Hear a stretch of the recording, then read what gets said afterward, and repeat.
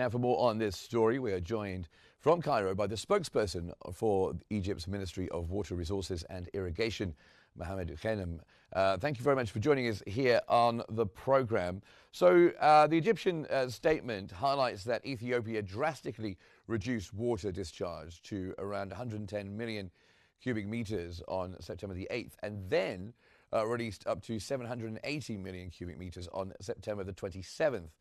Described this as an unregulated and irresponsible management of the dam. What are the specific risks and damages that could occur due to this irregular flow pattern?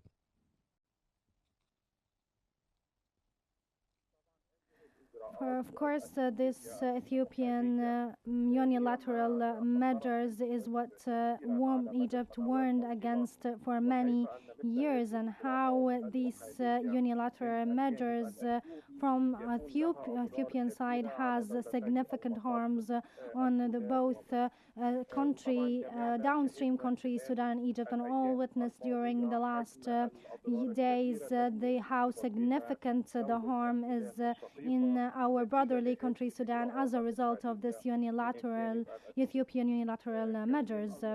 It was supposed in this natural norms that Ethiopia would fill the dam from July till October. July, October, August, and then September and October, and then after the October they released the water discharge to regenerate power, but now Ethiopia filled quickly the dam before September as a result of aiming to celebrate, to fill the lake completely, to release the water from the middle canal for the dam. This is for show and for media footage only, but when the rain started to intensively fall, the lake was already full, and the water was released towards Sudanese lands and Ethiopia as well.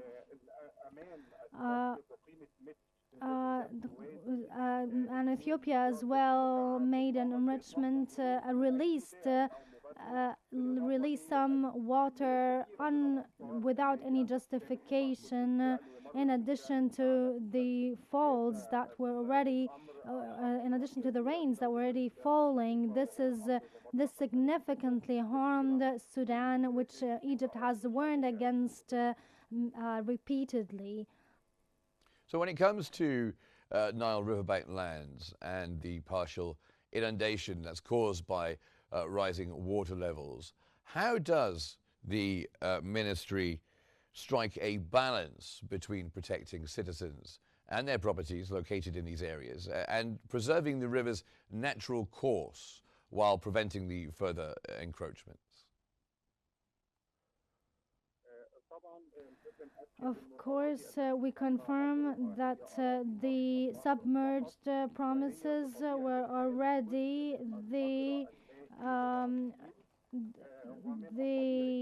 Nile riverbank lands only, and naturally they will be submerged. This is a part of managing the water system in Egypt, requiring raising or decreasing the water levels throughout the year. Depends on the needs and the amounts of water coming from the upper river. So the raising the level of river depends on different specifications, but citizens in these areas were informed by the relative governorates after a letter by the administration of the ministry, which was happened, and according to these notification, they avoided these areas and moved their properties from these areas, and this was a part of Egypt's great keenness on the safety of citizens in these areas.